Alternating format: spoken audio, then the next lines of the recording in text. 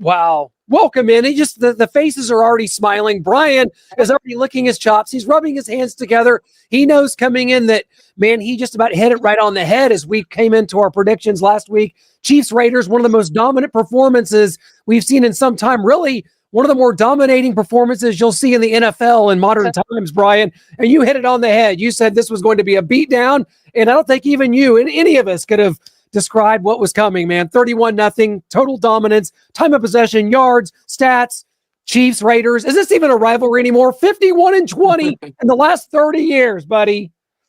Oh, it certainly is for old school Chiefs fans like me. The Raiders will always be the most hated in this house, wherever house I'm in. Good evening, gentlemen. It is a beautiful day in Chiefs Kingdom. Look, man, I told you, man, I might need to change my name to Shining Swami. Because look, I saw it coming a mile away.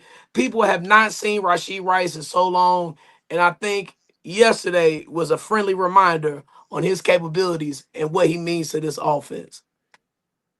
Absolutely. I mean, you saw it. I predicted 31-13. I think everyone here gave the Raiders too much credit.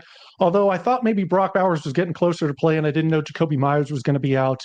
But even then, I don't think they hit that 13 mark or whatever points everybody else gave, because that's just an ebb. Geno Smith is, I mean, I guess if you leave Seattle, you just fall off a cliff. Russell Wilson did it. Geno Smith is doing it with the Raiders, even with Pete Carroll there, some familiarity. It's just not working. Ashton Jeanty was shut down. This defense, guys, is really coming alive as we move along here. Looked like a huge problem early in the season. Like we said, Spags gets better with the defense. As the season moves along, we got a lot of young guys back there. They're improving. They're getting better. We shut the Raiders out. 0 points. First time for Andy Reid, a shutout. Since 2011, right? Since we beat the Raiders 28-0 in 2011 in the Oakland Coliseum. And guys, when you see this coming together, Brian, I want to go to you with this, because I see whatever a lot of people are seeing, and you're seeing all the pundits start to say it. We're resurrecting the Chiefs. They're the team to beat. They're playing the best. The offense is back. The weapons are here. But is this becoming one of the more well-rounded, one of the 2 or 3 more well-rounded, balanced teams in the NFL right now? Yeah. Oh, 100%. Look, man, the Chiefs are hitting on all cylinders right now, and they've been building towards this. Of course, with the injuries, but it's more so the players getting comfortable in the schemes. One example is Bashard Smith, the running back. They've kind of eased him in to the rotation on offense, and you're seeing that Jerick McKinnon role sprout up and starting to come alive for the Chiefs. And that was something I talked about in the offseason. That was a missing dynamic. The yards had steadily gone down since Jerick McKinnon had left the team as far as yardage receiving wise for the running backs.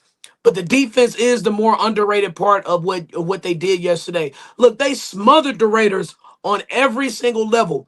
Of course, the Raiders, they didn't help themselves by only running the ball. I think they only ran the ball 2 or 3 times by halftime. Now the Chiefs defense dictated a lot of that by having early down stops. And look, man, the Raiders didn't stand a chance yesterday. No Brock Bowers, no Jacoby Myers. Both of your top 2 receiving threats are out. I didn't expect them to be a dead man walking the entire game, though. But I think that's much more so a little them, but it was a lot of the Chiefs that did that.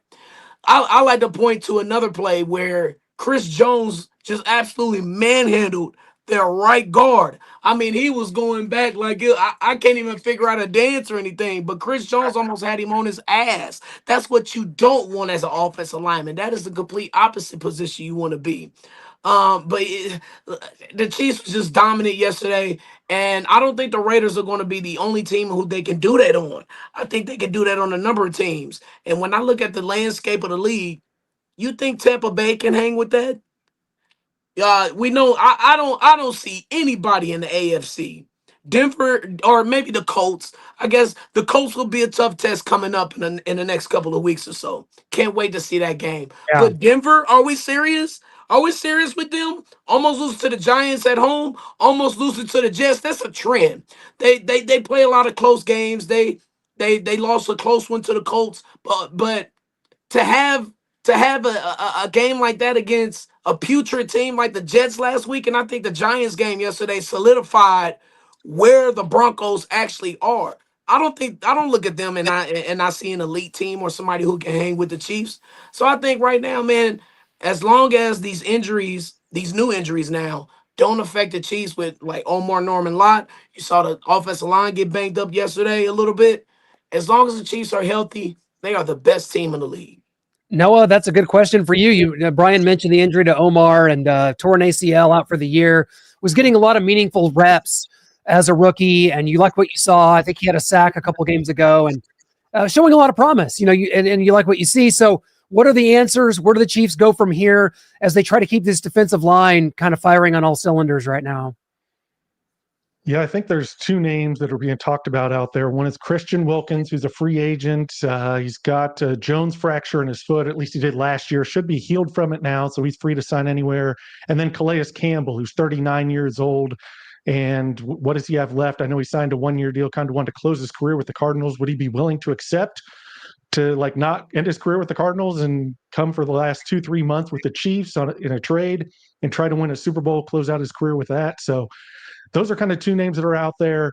Christian Wilkins is interesting, but he's kind of fighting over whether or not he should have had surgery with the Raiders. That's kind of an arbitration, but he can still be signed. And he's got some weird stuff in his history, the crotch grabbing, the kissing a player on his forehead with the Raiders in a kind of having fun situation. Only the player that he was doing that to didn't find it fun and went to human resources and filed a complaint. So that was part of his releasing from the Raiders. So you're wondering if you want to bring that into your locker room. It's kind of, what are you bringing in there? Are you going to be able to manage that versus the talent acquisition and what you're bringing in there because you have a lack of talent on the defensive line? Yeah, I'm staying far away from Christian Combs Wilkinson. Shout out to those who get that. Calais Campbell wouldn't be a bad option to me. He wouldn't. It's not like he would be playing every down.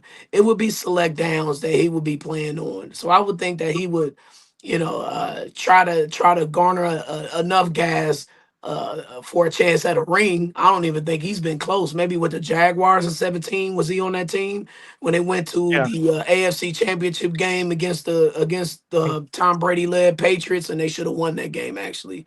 But yeah, Christian Wilkins, he's interesting because he is a very talented player, but those issues, I don't know if you can just, the Chiefs traditionally have done well with players who have issues. There have been a few hiccups here and there. I don't know if you want to dive towards this one though. Flint, there's two names, familiar names. I know Chris Jones brought up wanting to bring back his brother Mike Pennell, who we let go and traded for Derek Nottie, and he's with the Bengals. Mike Pennell is, and then Colin Saunders is with the Jaguars. A lot of people are bringing his name up too. Yeah, those are interesting. I mean, I think that there's going to be a move made. The Chiefs have traditionally done this throughout a season. You recall back to 2019, bringing in Terrell Suggs to finish off that Super Bowl season, and there's been history of that. And the Bengals defensive end that we brought in after that, who was 39. Don't forget about Melvin Ingram. And Melvin, you're right. And so don't forget about Ty Law, Darrell Revis. That's actually Ty Law's not in, but Darrell Revis counts. That was almost a Thanksgiving weekend trade. Yeah. This team is going to find a way to continue to get better. We saw last year around this time bringing DeAndre Hopkins in, just trying to keep the weaker positions, try to keep some depth there. And I think that's what this will be all about. And it's weird because, you were talking a lot about running backs, and all of a sudden then the reports indicate that no, now the Chiefs aren't interested in any running backs. and you're starting to get some juice from Pop. You're starting to see Kareem Hunt, although got hurt. These guys are running with a purpose, and they're running as a unit. And we're going to talk to Brashard Smith's former coach actually coming up here, guys. Teaser Rob Likens, SMU wide receivers coach, is going to be coming in to talk a little bit about Brashard Smith's emergence and how you've got kind of a thunder, and a lightning now in this Chiefs backfield that creates a little bit of pressure to put on defensive lines and maybe force the backers to creep up a little bit into the box and try to respect it a little bit. You know, you just like what you're seeing from this Chiefs offense so much right now, and being able to stretch the field, and the intermediate routes now going to be eaten alive by Travis Kelce, by Rashee Rice. Talk to Rob Likens about that. It's going to be interesting. Yeah. And I mean, Brian, if you can talk, we talked a little bit about the dominance here, but just these numbers are insane. Total yards, 434 for the Chiefs to 95, 30 first downs, and the Raiders had 30 total plays, so the 42 minutes of time of possession. It's just nuts what the Chiefs did. That's Madden numbers right there. This is a Madden graphic. There's no way this is an NFL game graphic. No way. 42 minutes of time possession. That's probably the most astounding thing out of all of these statistics. The Chiefs held the ball for 42 minutes of game time. I can't even come up with an adjective to describe that. But to have 3 first downs the whole game, you run 30 offensive plays, and the Chiefs have 30 first downs. It's so many fingers that point to how dominant this team can be week in and week out. Again, I'm not saying they're gonna smother every team like that, but I'm gonna get used to this. I'm gonna get used to the Chiefs actually being able to score points whenever the hell they want to. I'm going to be dependent on the Chiefs getting a stop whenever the hell they want to, because I think they have the pieces, I think they have the scheme and the players to show that they can do that. And Clint, is this offense getting back to being fun? Patrick Mahomes said Matt Nagy came up with this one saying, this never works, man, out here running a play trying to draw them off sides. And then wait, no, they snap it, they get the first down. And of course, we saw the vintage no-look pass to Rashee Rice, them being on the same page. Is this offense fun again? We're having fun. We're getting everybody involved. Yeah, the fun is back, and you see what they did there with Patrick Mahomes. He F-bombed the Raiders right out of here. And what is it? We love playing with the Raiders. We saw the snow globe a few years ago. The Chiefs are just playing with their food when it comes to the Raiders, who are an unserious NFL franchise, let's face it. I've mentioned that the Chiefs record is 51-20 against the Raiders since Marty Schottenheimer's second year. In the last 35 years, it's unbelievable what this rivalry has become in favor of the Chiefs and how the Raiders have only made the playoffs twice since they went to the Super Bowl in 2003. It's uncanny, and I do think that the fun is back. And I think that that's what's been lacking. Noah, you've talked about it for 2 years. It's not fun. We're winning, and we got to Super Bowls, and we even won a Super Bowl on a back-to-back a year in 23 where the receivers were just allergic to catching the ball, to doing the right thing.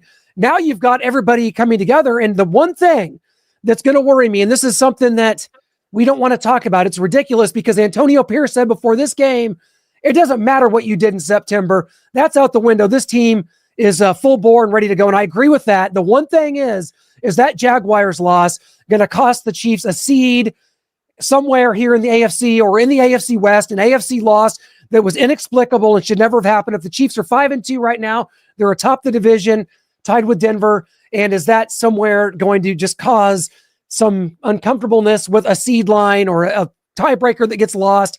That's a ridiculous thing to really be concerned about right now with the way the Chiefs are playing, but it is out there and it could be something to look at later. Oh, don't fret. Don't fret over that. It's okay. Okay. Look, everything has got to even out, man. Yeah. The Jaguars still have a lot of games to play. They got 2 games against the Colts, I believe, as well as the Colts have 2 games against the Jaguars. So I just look, man, we can have this conversation post Thanksgiving when more teams have 4 or 5 losses. Because I think a lot of people get in a bad habit of trying to point out wins and losses in the schedule right now.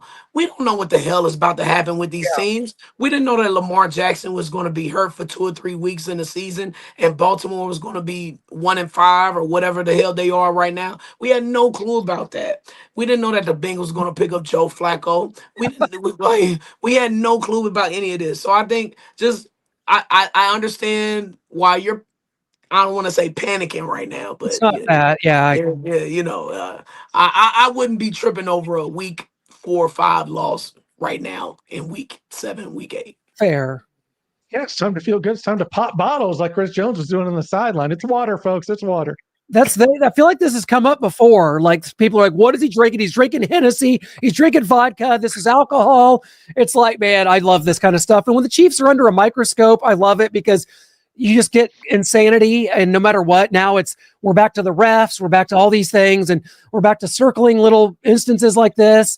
And yeah, we had Devin White who had a little bit of a moment there. Yeah, he's going to win that battle with Travis Kelce, who was wide open and just completely wide open, running rampant down the field. And yeah, I mean, this is what you get when you're the Chiefs here now.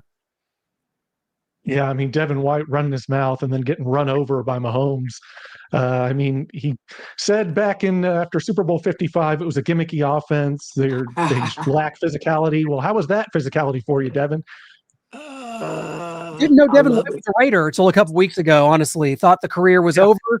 Glad he's finding a place to cash a paycheck for a couple more seasons. As same with, and guys, let's be honest, Pete Carroll out there.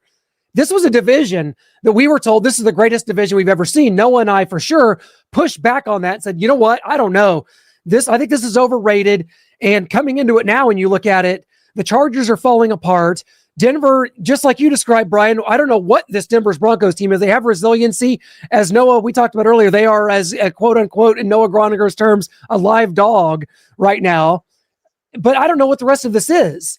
And so with that being said, Pete Carroll looks like he's a 76-year-old guy riding it out in Vegas, just like we've seen so many times. And I just think that the Raiders are, at this point, they should just trade Max Crosby to us.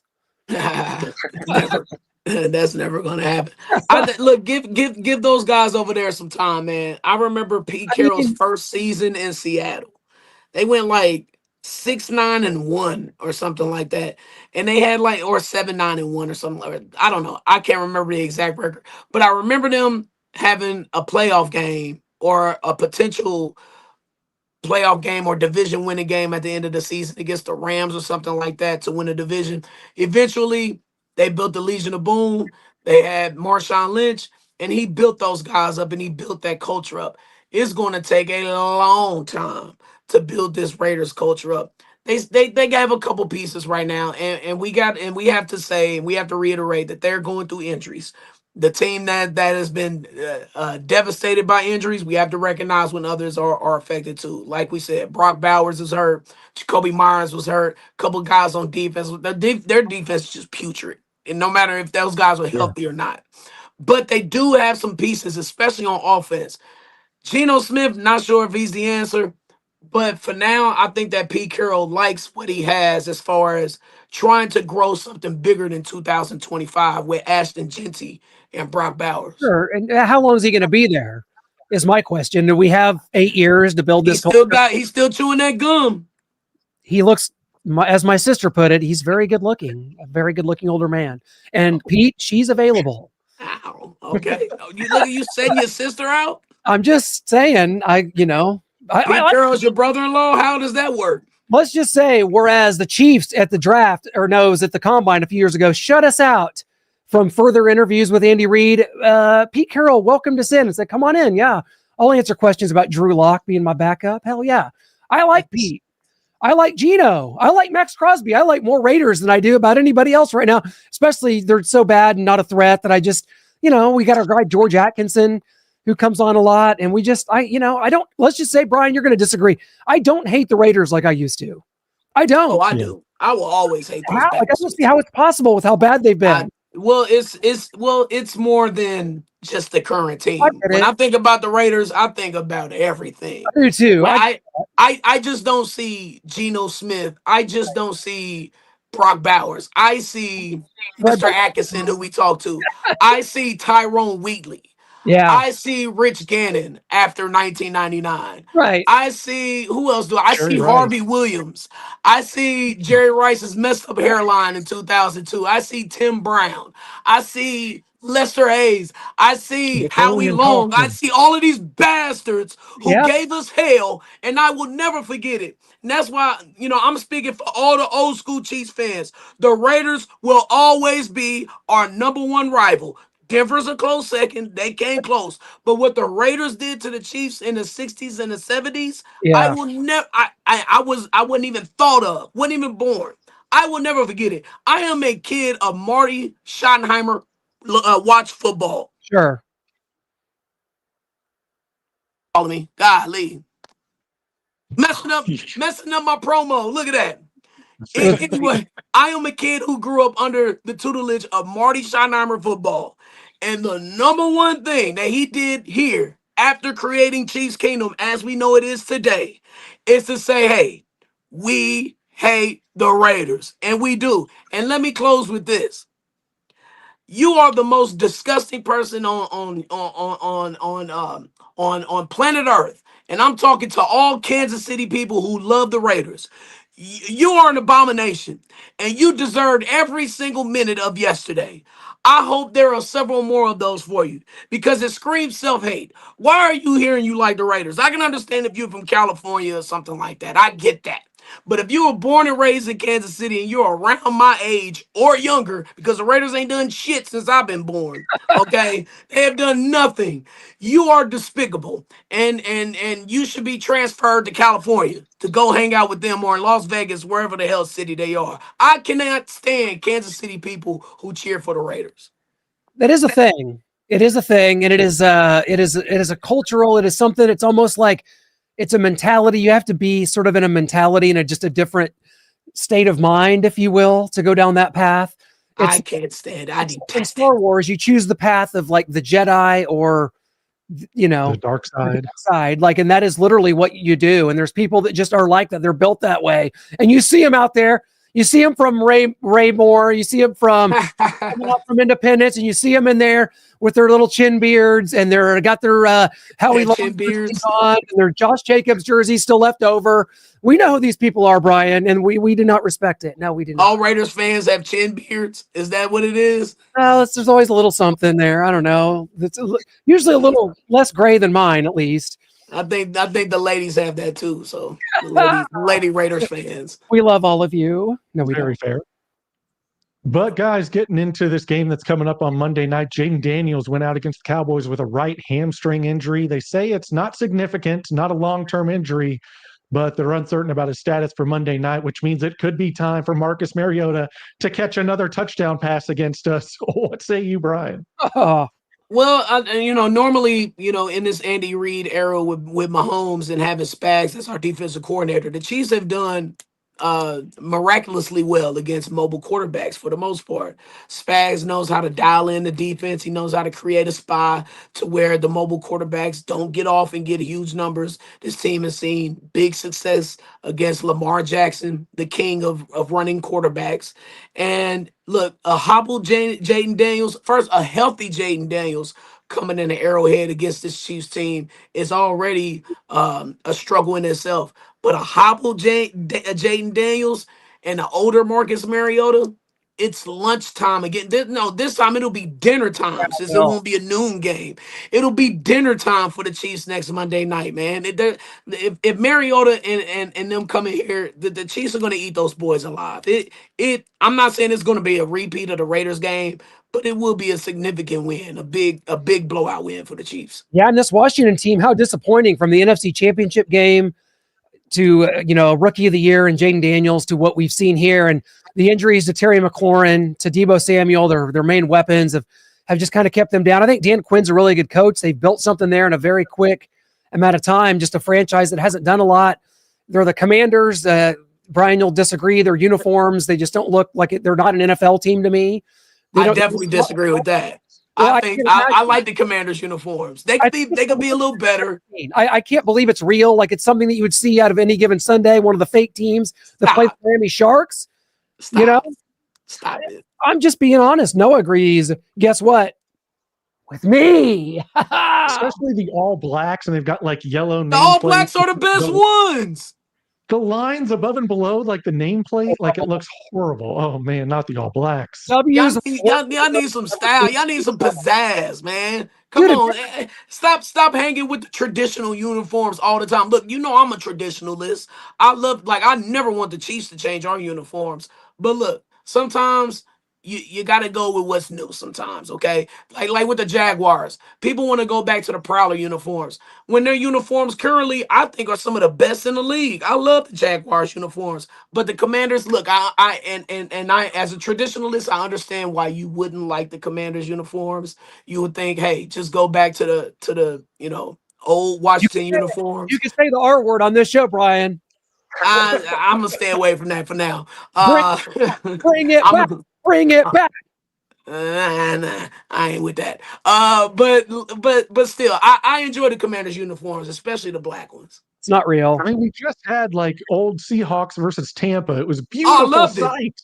Loved it. I did. But damn, like if everybody goes back to the old school uniforms, we're all gonna look alike again. Like so tell me the difference. Tell me the difference. Besides the Chiefs and the Buccaneers having different helmets. Chiefs have a red helmet, Bucks had a white helmet. We're talking about the creamsicle uniforms. Tell me the difference between the Buccaneers uniforms and the Chiefs uniforms. The creamsicles.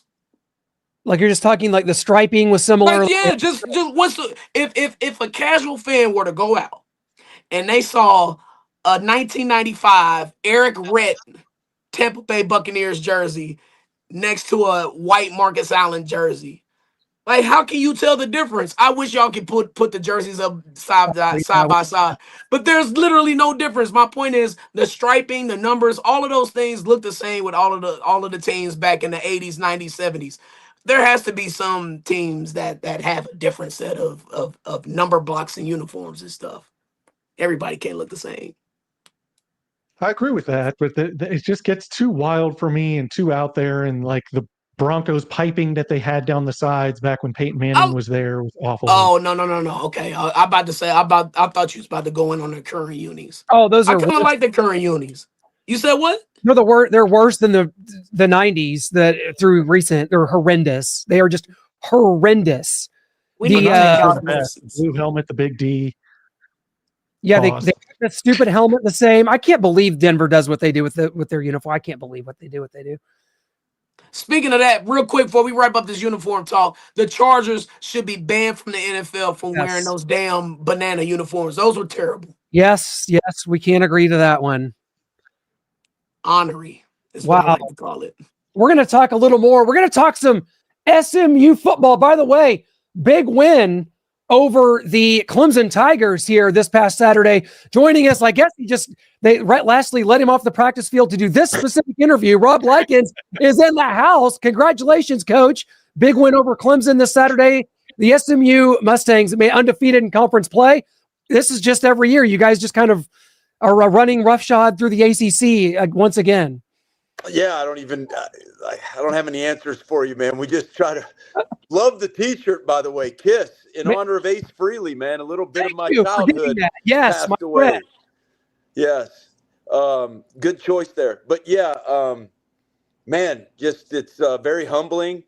Every week, as you know, in pro football too, college football, you can lose any game you play. You can win any game you play now. And so just our players have done a great job of just focusing in week to week. We got one goal, and that's it, and that's to win on Saturday. Whatever that looks like, whatever we got to do, we just want to win. And every game is different, how you win, how you approach it, and our kids have just bought into all of that, and it's been amazing. Coach, talk about kind of this win over Clemson, what you saw to Jordan Hudson and Kevin Jennings. I mean, they have just come up really huge for you guys, especially this past week. Yeah, Kevin's been hobbled a little bit and aggravated his ankle early in the game. And so that was really concerning. And then, man, what a warrior. He just played the rest of the game, hobbling around. And we tried to call plays according to, his movement and all of those things. And then, we told the receivers, look, he's not as mobile as he usually is. So, you got to, if he starts scrambling around, man, you better get open. And, they were just playing really hard for each other. And it was a lot of fun to see that, watching the receivers, knowing that their quarterback was a little bit hobbled and they had to do a little bit things differently, and just buying in and playing hard for each other. It was the brotherhood, it was great to watch. Hey, thank you for joining the show. I just after yesterday's Chiefs game against the Raiders, even in college football, I have never seen a team in victory formation before the 2-minute warning at the end of the game. Coach, have you ever seen that before in your life, in your experience of coaching? No, not really. No, I haven't. So, no. So, tell me a little bit about the game, guys. You know that I don't get a chance to watch any. It was an ass whipping. Playoffs. It was an ass whipping from whistle to whistle. It was look, Coach. The Raiders ran 30 offensive plays. The Chiefs had 30 offensive first downs. Hold on, they ran 30 offensive plays the whole game? Yes. Yep, I've never heard of that. And I've been coaching for 36 years. I've never heard of that. The Raiders had 3 first downs. The Chiefs had 30. Hold on, are those final stats? Yes. Yeah. Oh my gosh. Wow. 42 minutes of time possession, Coach. That's insane. That's amazing. No, that is a butt kicking, man. That's unreal. That's with Pete Carroll. Pete Carroll. 3 first downs? Yeah, and a lot of this got to take place after the end of the third quarter. So the rest of it was all just handoffs and, like Brian said, kneel downs. But we talk about, we saw Rashee Rice come back, Coach, and what a welcome sight it was after, I think it was 389 days. Rashee Rice, after the injury, after the suspension, after all that he's been through, coming in, man, he's dressed in his leather jacket. He looks like a member of Judas Priest, and it made me, I loved it. He comes in, he's got the best fashion sense, man. And he came in, he's got 2 touchdowns. They really made it a point to get him the ball, to get him involved. And they said, this workload, we're not going to just ease Rashee back in, man. He came in full bore. And what a great, as you're, the one you coached for those seasons there at SMU, it had to be you have to be really proud to see Rashee come back and have the success he has and really put all the negatives behind him. And it looks like, man, he's going to have a great career going forward. Yes. I talked to him on Thursday. Matter of fact, he just texted me while you were talking. Wow. He was returning a text that I had texted, but no, he was, the smile he had on his face when he FaceTimed me on Thursday was, he was so excited and happy to be back. It looked like the weight of the world was off his shoulders, and you could just tell, he was going to have a big game. And I spent some time with him this summer. We worked out together, working on some releases and some release work, trying and testing new things out and all that stuff versus press. So I had a chance, and as usual, he worked me out. Like I was like, "Are you done?" He was like, "No, more." And so I was like, so his drive is there, his work ethic is there, his love for football, his love for the game, his energy that he brings to the people around him is so special. So I'm so happy for him. And then how did my other guy do? How did B Money do? Which, by the way, I gave him that nickname back when I recruited him when he was a freshman. Glad you asked. Yes. B Money. Yeah, he had 5 catches, 42 yards here. I mean, he's really getting involved in the pass game. So we're really starting to see him take off.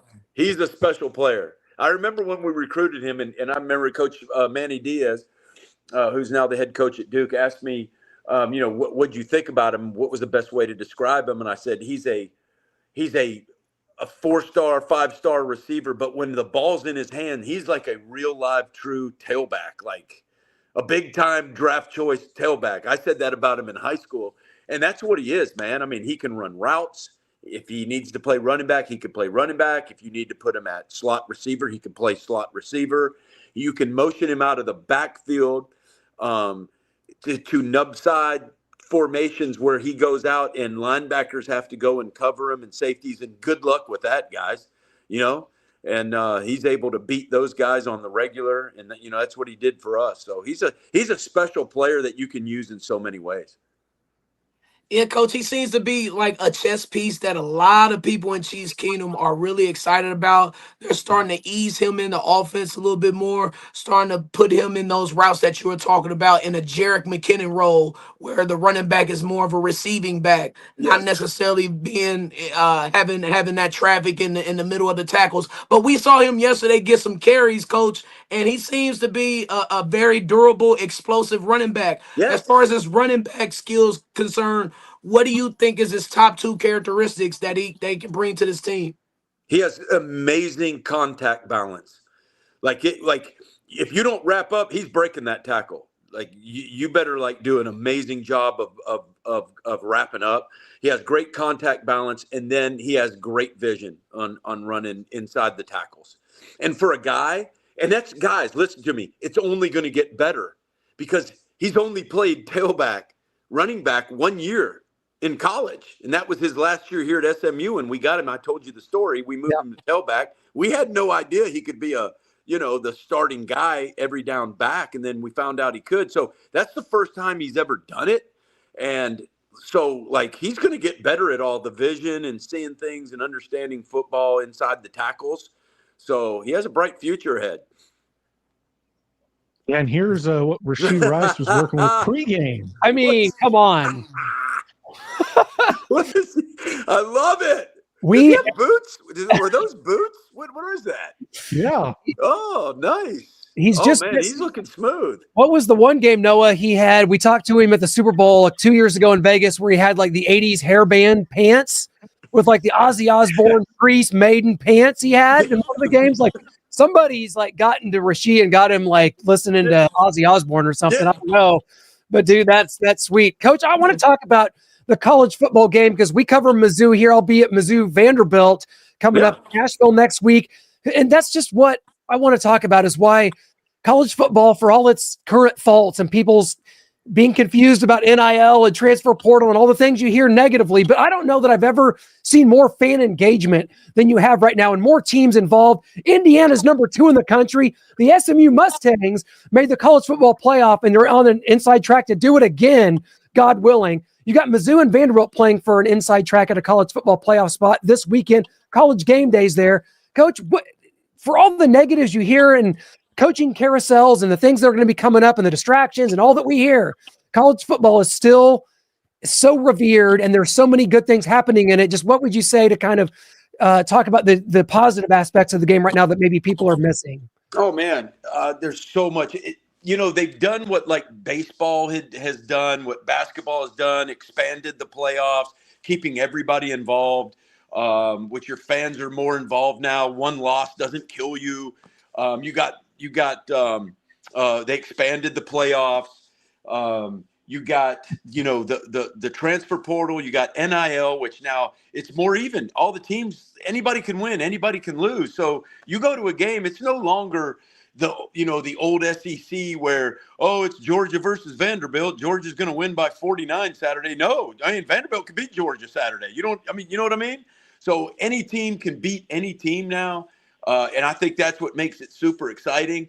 I think that with the emergence of the NIL, we're teaching these kids, at an early age, amazing life skills. A lot of these guys going into the pro sports had absolutely no idea how to handle their finances. Once you'd see a lot of guys going bankrupt, getting into the Major League Baseball or more so the NBA and the NFL, and they had no idea how to handle their money. Well, they got to, we got classes now where we teach them about finances. We teach them how to pay taxes. We teach them how to invest. We teach them how to save.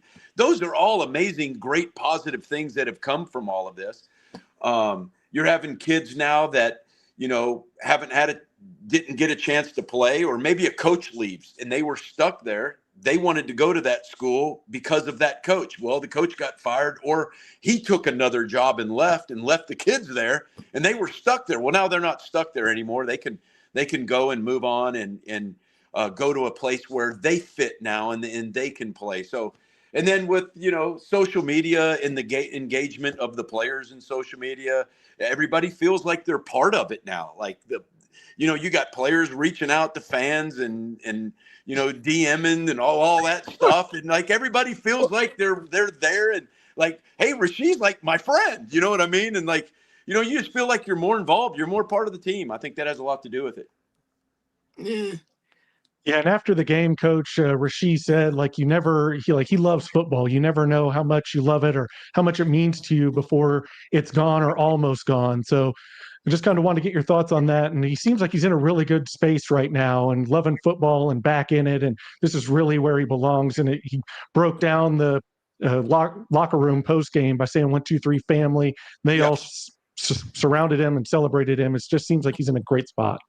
Yes, I don't want to speak on the situation that happened with him and all that stuff. That's up to him. But I just want everybody to know he is a amazing person. Like, he is a good, solid person.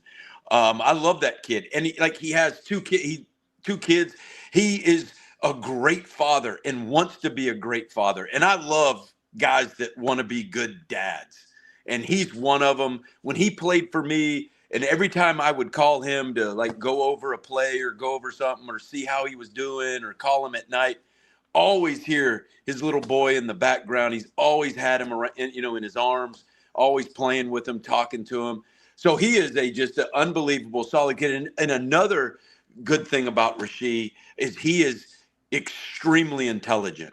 That is why he was able to come in and play for a Kansas City offense, which we all know is really involved, and able to move around to different positions. Guys, there's not a lot of dudes out there that could do what he did now. That's really, really special. He's very intelligent, and he's a very, very good-hearted person. So for him to say that, his awareness and understanding all of that and his appreciation for the game, he's just a good dude, man. Hey, Coach, I think a lot of people forgot how talented and how good he was and how fast he caught this offense on his rookie year in 23, and in the beginning of last year, the first 4 games, Rashee Rice was on fire. I remember the Bengals game, he had a big game. Yeah. And so you take him out of this Chiefs offense, and of course it becomes stagnant when you take, the person who's the offense is built around. When he played with you at SMU, was there at any point where Rashee Rice was hurt or injured or wasn't on your team and it affected the entire offense like it did the Chiefs the past year or so? Oh, yes. Yeah. So when everybody knew that Rasheed was the guy, we got through spring. He was a starter from the year before, but he wasn't like the Rasheed Rice we know as of now, right? I don't even think he was being talked about any pro scouts about even getting drafted at the time, coming out of spring, going into that last year. And then, man, his camp that he had was just absolutely phenomenal. He did some things in one-on-ones that we all just stood back and went, whoa. And I would go off to the side and tell Coach Lashley, man, I think this dude is like a draft choice guy. And then he had his signature moment against Maryland and went off against 2 future NFL corners and did an amazing job. And then that's when all the scouts started pouring in every week. But he did all of that. After I think it was his second or third game, he hurt his foot, right? And so we were all going, oh no, is he going to is he going to play for the rest of the year? Because he could have at the time just said, you know what, I'm not going to play anymore because I could hurt my foot. And he called me up on a Sunday and said, Coach, I just want you to know I'm playing the rest of the season. I don't care. I'm going to have to take care of it during the week in practice. I don't know how, I'm going to have to cut down on my reps in practice and all that stuff, but I'm playing. And one of the early games that he came back from, I think we played Cincinnati, and he had a really bad game, and we played bad. And that's where we knew when we didn't have Rasheed, it really affected our offense. Yeah. And I remember after the game, he came in, we watched the game together, and he looked at me and he said, Coach, I don't care what it takes. I'm practicing I'm practicing from now on. I don't care about taking any reps off. I got to, because I can't play great unless I practice. Wow. And so the next week, I think we were playing South Florida. I think it was it. and he caught a touchdown pass. He came back and grabbed me by my shirt and started shaking me and said, "Practice, coach, practice." And I went, "Yeah, practice." And so that's when he knew, like, I got to practice. And then once, he came back, it was like, oh yeah, we got the Rasheed back. But yeah, when he had a bad game, that one game, we couldn't move the ball anywhere. Like, he was our dude. It wasn't Rasheed at a game recently. I don't know if it was either the Stanford game or Syracuse game. I thought I saw him on the sidelines. Yeah, it was Stanford. Stanford, yeah. Yes, yeah, it was Stanford. I hugged him real quick, but he knows I'm a psycho on the sideline during the game, so I sit around and talk to him much. But I did hug him and tell him I loved him. You sound like me, coach. Yeah, he's been on the other end of some of my rants on the sideline, so he stays away from the circle when they come off the side, off the game field. Well, Coach, we cannot thank you enough for you literally just finishing practice, hopping on to talk to us about some of your SMU guys here in Kansas City. And I'll tell you guys got a big game at Wake Forest coming up on Saturday. We're going to be cheering for you guys. We always are. You become our second team, man. We really appreciate you. And, man, we got to hop on the bandwagon. We started talking to you, and you make the playoffs, and now it's just been off and running. Coach. You're welcome. Coach. Thank you so much. And we're all getting tattoos someday. I'm ready. I swear I'm in. I don't care. I'm in. I'm 100% in. Let's do it. We're in, buddy. Thank you so much, Coach. Okay, Thank you, guys. Coach. Take care, guys. Always an honor, Coach. Take care. Thank you. The tattoos he's referring to is "Don't be soft," and Rasheed Rice exemplifies that. We've asked him about that mentality. DBS, don't be soft. And it's perfect for Noah and I, Brian, because you'd be shocked to find out Noah and I got that dog in us. We are not soft at all. Okay. Yeah, well, look, I got a little sensitive side to myself. Look, I ain't married for nothing. You know what I'm saying? I can't be intense, rock hard Brian all the time. You know what I'm saying? So, there has to be a mellow part of the fellas out there. Gotta have it. 100%. Man, huge thanks to Rob Likens for jumping on there right after practice. That's great to always hear from him catch up, especially right after Rasheed Rice comes back. Rashard Smith kind of has a little breakout game. He's getting more involved in this offense, so it's great to hear from him, get his perspective on those guys. But, guys, it is time for predictions for Monday Night Football. Commanders, we're not sure if it's Jaden Daniels, Marcus Mariota, what's going to be involved, but they're kind of similar quarterbacks. Obviously, Jaden more accomplished in the NFL, taking his team to the NFC Championship game against the Eagles last year. But both similar, both can spin the ball, both can use their legs. Brian, we're going to start with you this week. What do you predict for Monday Night Football? Well, look, either hobble Jaden Daniels or Marcus Mariota. I don't give a damn who they have. Joe, look, our friend Joe Theismann, he can come out of retirement. Who else playing for them? They can go get Jason Campbell. How about Gus Farad? The Maytag repairman, Todd Collins, former Chiefs backup. They can go get him. they can go get whoever they want. The Commanders are going to come in here wounded, and they're not going to win. The Chiefs are coming in healthy. They're hitting on all cylinders, and it's going to be another 30-point game, fellas. I'm seeing 34-13. Chiefs get a big dominant victory over the Washington Commanders on Monday Night Football next week. Yeah, Noah, I made the mistake last week of picking the Chiefs to win by a touchdown against the Raiders, and I'm not going to make that mistake again because we've seen this offense now operate for 4 games. This is for real. This team is back. The fireworks, as they've talked about, are here, and this Washington team coming in here, a wounded animal. You don't like really anything you're seeing from them right now. It's going to be a long day, and I'm picturing them sauntering in white on white, just the very plain white on whites with the maroon helmet coming in with that Winnetonka W. They're not going to leave with a W.